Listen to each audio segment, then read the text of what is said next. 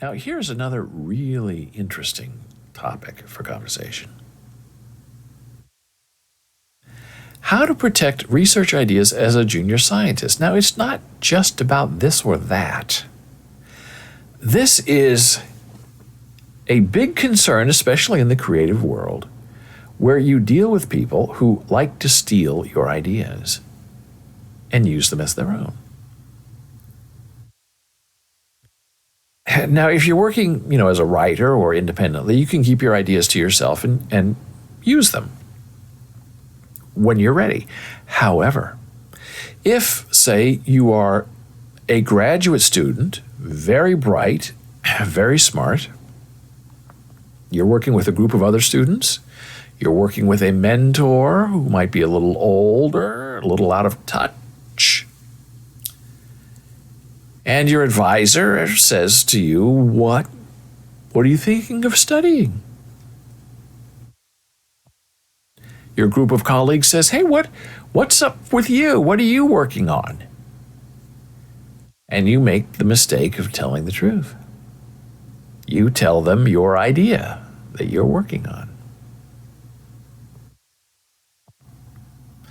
And the next thing you know, your idea is not yours anymore. Your idea has been stolen, inspired by someone else who's taking your idea and running with it and running the wrong way. And what do? You complain? You stole my idea. You think anybody cares? Nobody cares. So here is the really interesting story. Cough. And turn off my microphone when I do it. I think it worked. I use community-based participatory research methods to work with young black children and their families on issues such as substance use and HIV prevention. When I was applying for my first grant in 2019, I spoke to many mentors, community members, and non-academic friends, and basically anyone who would listen to my ideas.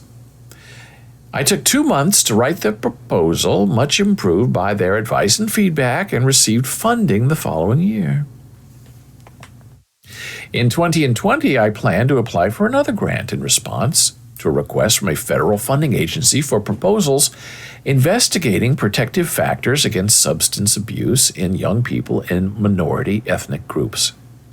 As in my previous grant writing journey, I shared my idea with anyone who would listen, but after realizing that I didn't have the capacity to take on the project, I decided to wait a couple of months before applying. I thought I had time because the closing date for grant applications was a few years later. Well, to my surprise, earlier this year, I saw a multi-million-dollar grant awarded to someone whom I did not professionally know. And the aims looked almost identical to mine. I was shocked and upset, but I felt it might have been partly my fault for sharing my idea too early. I had sent my project to many people, including senior scholars whom I didn't really know, after colleagues had suggested that I contact them. Of course, it's possible that this person came up with the idea on their own, although personally, I doubt it. Oh. My line of research, the ethical damage of running with others' ideas is worse. There are possible risks to the target populations of the work. One example is cultural appropriation, which can lead to flawed research designs and contribute to further mistrust of researchers. So she goes on to talk about all these terrible things that happen and how you protect yourself. Now, I have a mini example of this that's happened to me over the last 3 days. I think I better go into my Twitter account and show you what I'm talking about. I've, as you know, been playing a lot with artificial intelligence. Here's my artificial intelligence cat on my Twitter account. Okay, so I have this new little series. I'm calling it a series called Today in History of Things That Never Happened. It's funny, and it's where I ask an AI bot to create things that never happened, to be fun. And so here's mine from this morning. From the Today in History of Things That Never Happened series, here is Charlie Brown kicking a football, Charlie Brown shaking hands with Kermit the Frog, and yes, I said Kermit the Frog, but they made it a green Snoopy. That's AI for you. Eating a peppermint patty. Remember his friend is Peppermint Patty, but there's also a candy called Peppermint Patty. Funny, right? Hilarious. And fighting Darth Vader. And yes, I'd said Darth Vader, but again, the AI bot made Vader Snoopy.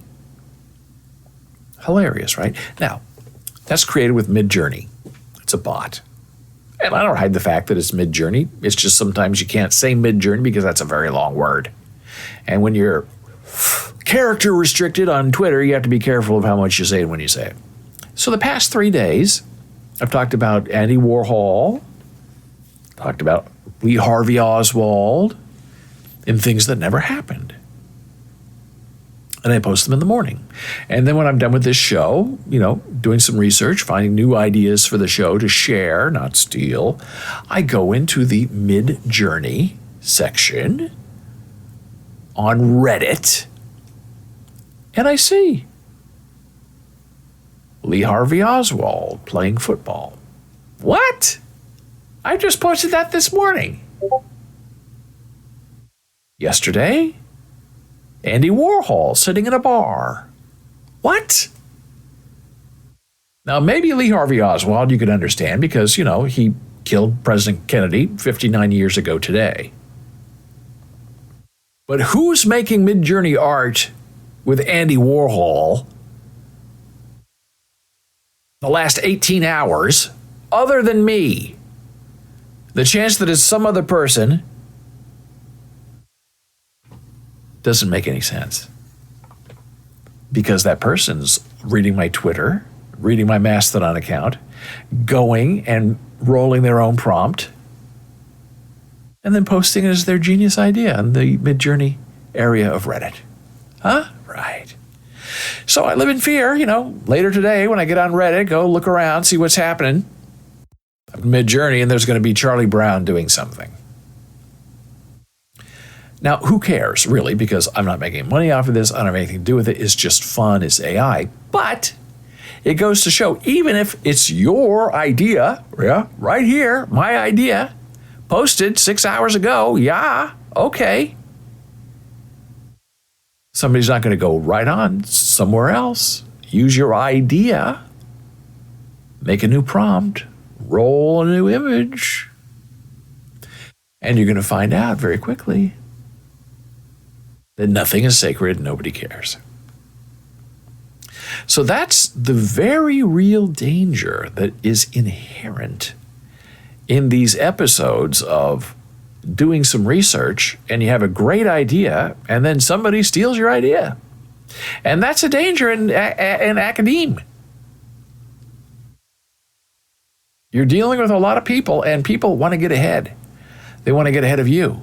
And the one thing that most people don't ever have is an idea. They are competent. They can do work. They are mechanical. They know how to get from point A to point B. But ask them to initiate an idea. Ask them to become something they are not. And what happens? They come at you. They steal your idea. I don't know what you're talking about. I've had this idea for 10 years. I've been thinking about having my AI bot draw Andy Warhol in a bar for at least a month. But it came out 6 hours after I posted. Oh, that's coincidence. That we use the same exact bottle. It's coincidence. So imagine, you have a $10 million grant on a very specific genius idea, and this other person who's older, has more power, maybe at a better school, better reputation, sees your idea and says, oh my God, that's not a $10 million idea, that's a $25 million idea. And with my power and my reputation and my guts behind the whole thing, I can really make this into something. I think I'm going to borrow that idea, be inspired by it, and get the money first. Because there's not room enough in this town to do 2 studies of $10 million. Let's just do 1 study of $20 million. And I'll have it all for myself. That's how these people work. And it's very dangerous when you're young and smart and in a program and you're surrounded by older, desperate people who want tenure, who want to make one more book before they leave. And you, because they are in a position of power over you, you have to admit to them what your ideas are. So what do? I'll tell you what you do. If you're the idea person, you save your very best ideas, and you know what they are, to yourself.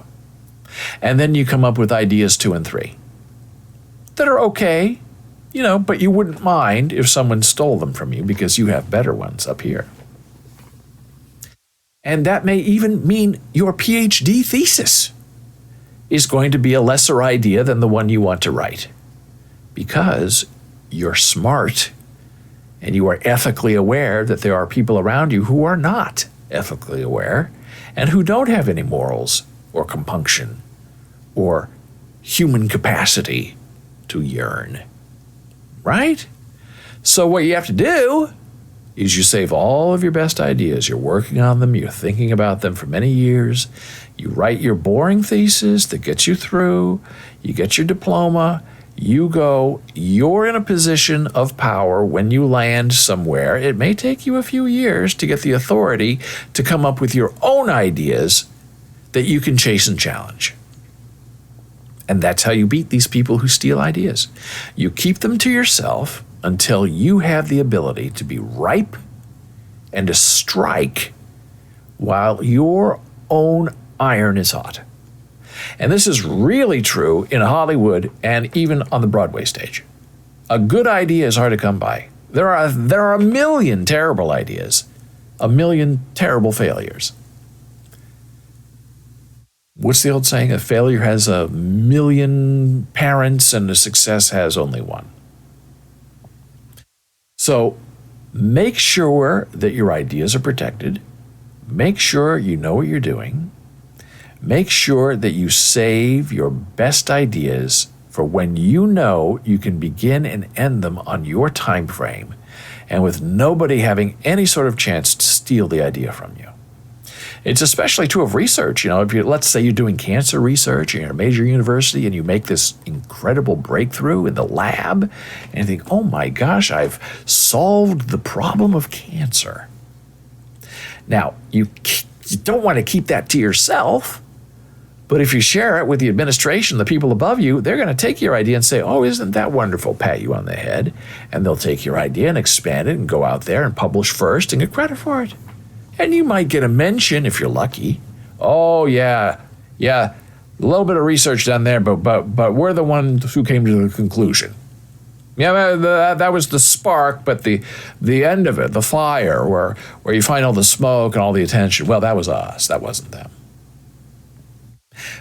And there are terrible people out there in the world who will do just that, who will go out of their way to harm you with every evil intention that they have. It's really sad, and it's a big problem, and you, as the inventor of ideas, have to be very strict and very careful and protect your children, your offspring, that are your wonderful genius ideas. It's the only way to survive in this terrible world where people want what you have and they don't mind stealing it from you, taking it from you, cajoling it from you, caressing it out of you. whatever way they can to get ahead on your hard work and your divine inspiration.